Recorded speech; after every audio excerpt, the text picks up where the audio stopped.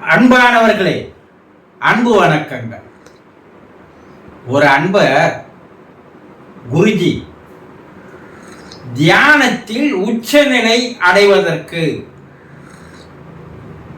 நான் என்ன செய்ய வேண்டும் என்று ஒரு கேள்வியை கேட்டிருக்கிறார்.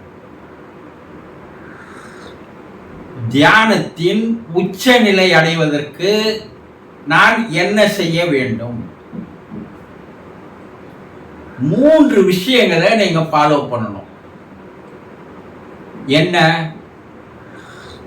தினந்தோறும் விடாமல் எப்படி உணவு உண்கிறீர்களோ, குளிக்கிறீர்களோ, உறங்குகிறீர்களோ, அதுபோல தியானமும் செய்ய வேண்டிய ஒரு செயல் என்று அதற்கான ஒரு நேரத்தை சரியாக ஒதுக்கி வைத்துவிட்டு அந்த நேரத்தில் தியானத்தில் அமர வேண்டும்.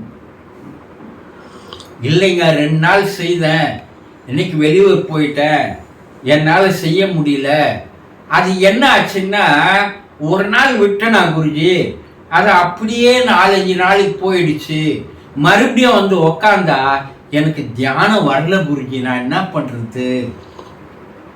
இதுதான் எல்லோரும் சொல்லுகின்ற ஒரு பதில்.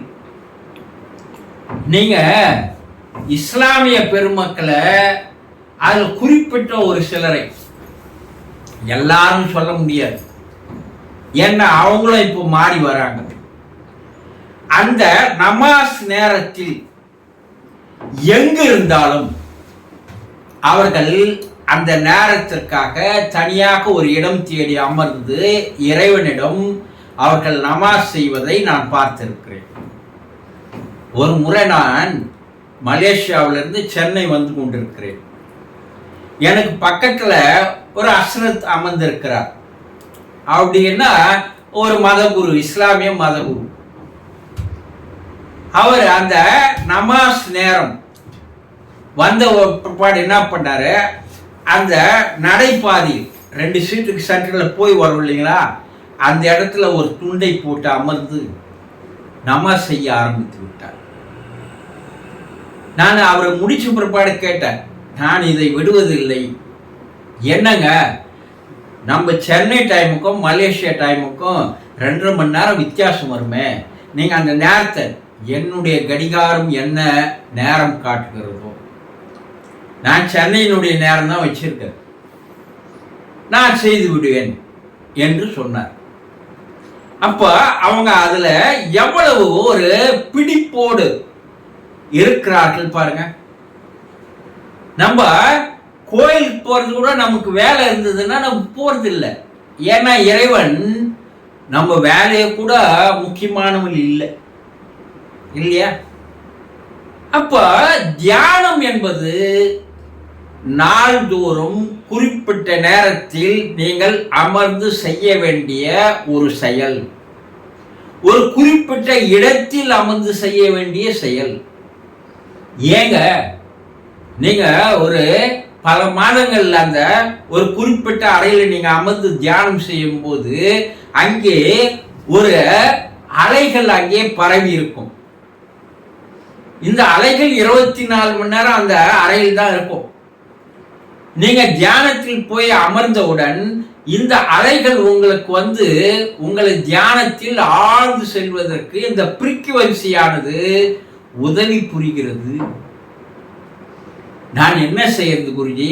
நீங்க அந்த குறிப்பிட்ட அறையில் சொன்னீங்க, நான் வெளியூர் போயிட்டு என்ன பண்றதுன்னா, வெளியூரில் கூட தனியான ஒரு இடத்தில் நீங்கள் அமர்ந்து செய்தால் உங்களுக்கு ஏற்கனவே உங்க உடலானது அந்த அதிர்வலைகளை தாங்கி கொண்டிருப்பதால் அது உங்களுக்கு உதவி செய்து தியானத்தில் ஆழ்ந்து செல்வதற்கு உங்களுக்கு பயன்படும். அப்போ குளிப்பது போல, உண்பது போல, உறங்குவது போல அன்றாட செயல்முறைகளில் ஒரு நாள் தூங்காத இருக்க முடியுமா? முடியாது. ஒரு நாள் சாப்பிடாது இருப்பீங்களா? ஒரு வேளை கூட இல்லைன்னா அடுத்த வேளை 2 வேளைக்கு சேர்த்து சாப்பிட்றீங்கல்ல. அது போல ஒரு நடைமுறையாக, அது ஒரு தினசரி செயலாக உங்களுடைய வாழ்க்கையில் தியானம் என்பது மாறிவிட வேண்டும். அதுதான் உங்களை ஒரு உச்சநிலைக்கு கொண்டு செல்லும். ஒரு நல்ல ஒரு ஹை லெவலுக்கு நீங்க வந்திருப்பீங்க பல மாதங்களாக செய்து. இல்ல ஒரு வாரம் டூர் போயிட்டோம், என்னால செய்ய முடியல, உச்சத்திற்கு போன நீங்க அதல பாதாளத்திற்கு மறுபடியும் வந்து விடுவீங்க. நீங்க என்னதான் முயற்சி பண்ணாலும் மறுபடியும் அந்த உயர்நிலை போவதற்கு 3 மாதங்கள் ஆகும்.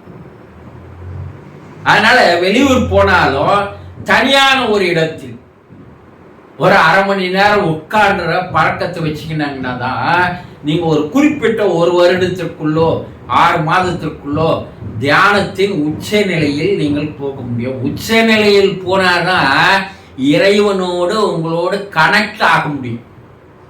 இறைநிலையோடு நீங்கள் தொடர்பு கொள்ள முடியும். அந்த இறைநிலையை அப்பதான் வரும்.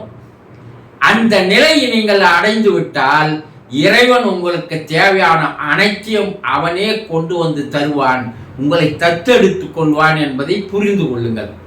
இது ஒண்ணு. ரெண்டாவது என்னங்க, நாங்க என்ன செய்யணும்? ரெண்டாவது விஷயம் அப்படின்னா, நேரத்தை வீணாக்குவதை நீங்கள் குறைத்து கொள்ள வேண்டும்.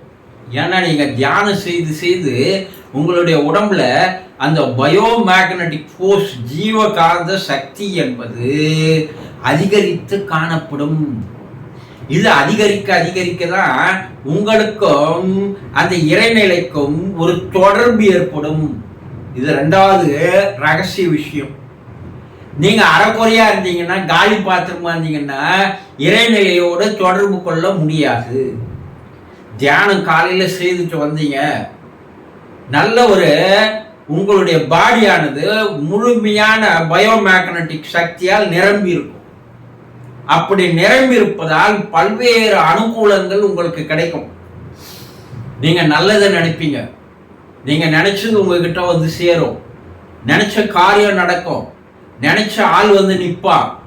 இதெல்லாம் நடைமுறையில நிச்சயமாக சாத்தியமாகும். ஆனா நீங்க என்ன பண்றீங்க? காலையில தியானத்தால் உங்களால் அந்த ஜீவகாந்த சக்தியை, பிரபஞ்ச சக்தியை நீங்க இழுத்து நீங்க சேர்க்கிறீங்களோ இல்லையோ, பிரபஞ்சம் உங்களுக்குள் வந்து ரொம்புகிறது, நிரம்புகிறது. அது எந்நேரம் கொடுக்குது. இப்ப நீங்க வந்துட்டு வீணான காரியங்களில் ஈடுபடுதல், வீணான பேச்சுக்களில் ஈடுபடுதல், வீணான காட்சிகளை பார்த்தல். எந்த நேரம் இந்த காலத்தில் என்னன்னா, கைபேசி வைத்துக் கொண்டு கண்டதை பார்த்து கொண்டிருப்பது ஒரு வாழ்க்கையினுடைய வாடிக்கையாக பழக்கமா மாத்திட்டீங்க. நீங்க காலைல செய்திங்க பாரு தியானம், அந்த சக்தி ஒட்டு மொத்தமா 0 பாயிண்ட்டுக்கு போயிடும். அப்ப எதில் செலவிட வேண்டும் என்ற நிலை இருந்தால்தான் உங்களால உச்ச நிலைக்கு தியானத்துக்கு போக முடியும். அப்ப அந்த ஜீவகாந்த சக்தி என்பதை சேகரித்து வைத்துக் கொள்வதற்குண்டான காரியங்களில் தியானம் செய்பவர்கள் ஈடுபட வேண்டும். அதனால செல்போன் பார்க்காத இருக்க முடியுமா? கேட்பீங்க. தேவையானதை பாருங்கள், தேவையில்லாத கண்டதையே பார்த்து கண்களின் மூலமாக உங்களுடைய சக்தியை வீணாக்கி கொள்ளாதீர்கள். மூன்றாவது, எந்நேரமும் உங்களுக்கும் இறைநிலைக்கும் ஒரு தொடர்பு இருந்து கொண்டே இருக்கிறது. அப்ப எப்ப நீங்க இதிலெல்லாம் நீங்க விழிப்புணர்வோடு இருக்கிறீங்களோ, தினந்தோறும் தியானம் பண்ணணும், வீணான காரியங்கள்ல சக்தியை வந்து வீணடிக்க கூடாது, அப்படியெல்லாம் நீங்க விழிப்போடு இருந்தீங்கன்னா இறைநிலை எந்த நேரமும் இறைவன், கடவுள், ஆண்டவன் உங்களோடவே இருந்து கொண்டிருப்பான். அதனால் நீங்கள் நினைத்து பார்க்காத பல காரியங்கள் உங்களுக்கு நடைபெறும் என்பதை தெளிவாக தெரிந்து கொள்ளுங்கள். சந்தோஷம்.